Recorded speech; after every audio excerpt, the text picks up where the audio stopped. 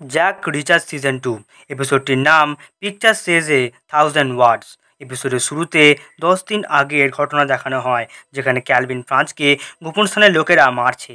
সেখানে মিস্টারটি বলে, এখানে চুপ থেকে কোনো লাভ নেই, এমনিতেই তোমার বন্ধুরা আমার টার্গেটে আছে। ক্যালভিন মুখ না খোলায় তাকে লোহার রডের বাড়ি মেরে পা ভেঙে দেয়। এর কিছুক্ষণের মধ্যে হেলিকপ্টার থেকে নিচে ফেলে তাকে হত্যা করা হয়। পরের দৃশ্যে রিচার্ড গান শপে যায় বন্দুক কেনার জন্য। যেহেতু রিচার্ড অনেকগুলি বন্দুক নিচ্ছে, তাই দোকানদারটি নিয়মকানুন আর লাইসেন্সের কথা বলে, কিন্তু রিচার্ড এখানে বন্দুকগুলি ধার দেবার কথা বলে। দোকানদারটি রেম্পারি স্থানান্তরের আইন অনুযায়ী ধার তো দিতে পারবে, কিন্তু তাকে 8 ঘন্টার মধ্যে ফেরত দিতে হবে।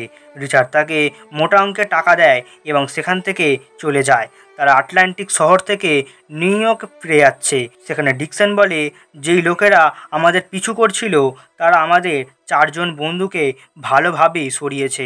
রিচার্ড বলে, এতে কোনো সন্দেহ নেই যে সুয়ান মারা গেছে। নিগলি ভালো মোটেল বুক করেছে, যেটা লুকানোর জন্য পারফেক্ট। পিছন থেকে পুলিশ গাড়ির শব্দে তারা গাড়ি সাইডে দাঁড় করায়। শেরিফ গাড়ির সামনে এসে এবং 4 জনকেই গাড়িতেই থাকতে বলে। কিছুক্ষণ বাদে এনওয়াইপিডি পুলিশ অফিসার রুসো রিচার্ডকে গ্রেপ্তার করে নেয়। রিচার্ড ডেভিডকে নিজের উকিল হিসেবে জানায়। তারপর ডেভিড রুসোকে বোঝাতে থাকে, যদি আমাকে ক্লায়েন্টের সাথে আলাদা করে দেওয়া হয় এটা তর্কের সমস্যা হতে পারে। রুসো ডেভিডকে ভিতরে বসতে বলে। পরে রিচার্ড বলে, আপনি আমাদের কিভাবে খুঁজে পেলেন? এর উত্তরে রুসো বলে, আমি দৈত্যাকার পালোয়ানকে খুঁজছিলাম যে গাড়ির সামনে বসে আছে। এর জন্যই আমি বিমানবন্দরে সিসিটিভি ফুটেজ চেক করে ভাড়া গাড়ির তথ্য বার করে আদেশ জারি করি, যাতে নিউ ইয়র্ক আসতেই পেট্রোলিং কার আমাকে খবর দেয়। আমরা রুসোর গাড়িতে খেলনা দেখতে পাই, যেখানে রিচার্ড খেলনা ব্যাগ রিসির জন্য আছে তা জিজ্ঞাসা করে। রুসো বলে, এটা তোমাদের জেনে কোনো কাজ নেই। পরের দৃশ্যে নিগলি আর ডিকসন লিংওয়েজ ফ্যাসিলিটিতে ডিরেক্টর অফ অপারেশনস এর সাথে দেখা করে। ডিরেক্টরকে পার্কিং পাসটি দেখায় এবং এটি কার কাছে জারি করা হয়েছে তা জানতে চায়। তারপর ডিরেক্টর বলে, এখানে হাজারো কর্মচারী ও বিভাগ আছে, যেখান থেকে ইনফরমেশন বের করা খুবই কঠিন। এখানে ডিকসন ডিরেক্টরকে রিকোয়েস্ট করে, যে কোনো ইনফরমেশন আমাদের প্রয়োজন, কারণ যারা মারা গেছে তারা আমাদের বন্ধু হয়। কথা শুনে ডিরেক্টর খুঁজে বের করার চেষ্টা করবে বলে জানায় এবং সেখান থেকে চলে যায়। পরের দৃশ্যে রুসো রিচার্ডকে কাস্টাডি রুমে নিয়ে আসে। সেখানে রিচার্ড আর রুসোর মধ্যে অনেক বিতর্ক হয়। তারপর ডেভিড তাদেরকে শান্ত করায় এবং বলে, কেননা রিচার্ডের হাতকড়ি খুলে দিয়ে মামলাটি এখানেই মিটিয়ে নেওয়া যাক। রিচার্ড এখানে জিজ্ঞাসা করে, আপনি এখানে কেন আনলেন? এই প্রক্রিয়াটি আপনি বাইরেও করতে পারতেন। তারপর রুসো বলে, একটা দুঃসংবাদ আছে, কিন্তু তার বলার আগেই রিচার্ড আন্দাজ লাগায় সানচেজ আর অরজকো মারা গেছে, আর তাদের লাশ নর্থের দিকে পাওয়া গেছে। রুসো এখানে অবাক যে আপনারা কিভাবে জানলেন। তারপর ডেভিড বলে, কারণ আমরা 2 কদম এগিয়ে আছি। রুসো বলে, কোনোভাবেই না, এই মামলায় অনেক আগে থেকেই কাজ করছি, বরং তোমরা আমার তদন্তে বাধা দিচ্ছ। আমি চাইলেই তোমাকে জেলে পুরে দিতে পারবো, কিন্তু এতে হত্যাকাণ্ডের রহস্য সমাধান হবে না। এই কারণের জন্যই কেউ চায় না এটা হোক। এরপরে তারা আলোচনা শুরু করে। সেখানে ডেভিড পিছু নেওয়ার কারণ জিজ্ঞাসা করে। এর উত্তরে রুসো বলে, সে যখন 110 পর্যবেক্ষণ করছিল তখন সানচেজের ফোন থেকে বহু কল সুয়ান আর অরজকো আর সানচেজকে করেছিল, কিন্তু শুধুমাত্র তোমাকে কল করেনি। রিচার্ড স্পষ্ট জানায় যে ফোন সে ব্যবহার করে না। রুসো বলে, তোমরা অনেক সময় ধরে একই ইউনিটের সাথে কাজ করেছো, আর এখন তোমাদের সব ইউনিটদের মারা হচ্ছে, আর আমার মনে হয় আপনারা অনেক কিছু জানেন। তারপর রিচার্ড বলে, আমরা যেটা জানি সেটা বলতে পারি, কিন্তু তার বিনিময়ে আপনাকেও কিছু বলতে হবে। পরে নিউজ ফ্যাসিলিটির ডিরেক্টর মার্লো নিগলিকে পার্কিং পাসে জারি করার ব্যক্তির ব্যাপারে বলে, যেখানে আমরা জানতে পারি এই ব্যক্তিটি শুধুমাত্র ইন্টারভিউয়ের জন্য এসেছিল এবং তার অ্যাড্রেসটি নিগলিকে দেয়। পরে রিচার্ড $65 মিলিয়ন কেলেঙ্কারি কথাটা বলে, যার উত্তরে রুসো বলে, হয়তো তোমার বন্ধুরা এই কেলেঙ্কারিতে জড়িত ছিল। রিচার্ড জড়িত হওয়ার কথা শুনে রেগে যায় এবং তাদের মধ্যে বিবাদের সৃষ্টি হয় এবং রিচার্ড বলে, যদি আপনার এটাই মনে হয় তাহলে আপনি আমার সমস্যা হতে পারেন। রিচার্ড তার উপরেই অ্যালিগেশনস লাগায় যে আপনিও এই কেলেঙ্কারিতে জড়িত আছেন। রুসো এতে খুব রেগে যায় এবং রিচার্ডের হাতকড়া খুলে দেয়। ডেভিড ভালোভাবে বলে, যদি আপনি সততা প্রমাণ করতে চান তাহলে এমন কোনো ইনফরমেশন দিন যেটা আমরা জানি না। তারপর রুসো বলে, আমরা এক সন্দেহজনক ব্যক্তিকে খুঁজে পেয়েছি, সে নিজের তদন্তকারীদের খোঁজ নিয়ে জানতে পেরেছে একটি অসম্পূর্ণ কাজ যেটা ইঙ্ক না থাকায় প্রিন্ট করা হয়নি।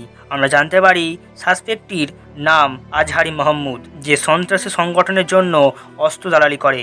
ডেভিড বলে এটা ঠিক এম অধ্যক্ষরের মতো। রিচার্ড নামগুলি লিখে রুসোকে দেয়, রুসো নামগুলি নিয়ে চলে যায়। তারপর ডেভিড বলে এই কেসটি আমরা যা ভেবেছিলাম তার চেয়ে অনেক বড় হচ্ছে। পরের দৃশ্যে আমরা পূর্বের ওয়ান্টেন্সকে দেখতে পাই, যেখানে তারা মার্ডারের কেস নিয়ে তদন্ত করছে। কিছুক্ষণ বাদে সেখানে কর্নেল এসে হাজির হয়। কর্নেল সব কিছু দেখার পর ওয়ান্টেন্সকে এই কেসের ওপর পর্যবেক্ষণের কাজ শুরু করতে বলে। রিচার্ড মৃতের হাতে কালি দেখে বুঝতে পারে এটা ভারী কোনো ড্রাগস বা হিরোইন হতে পারে।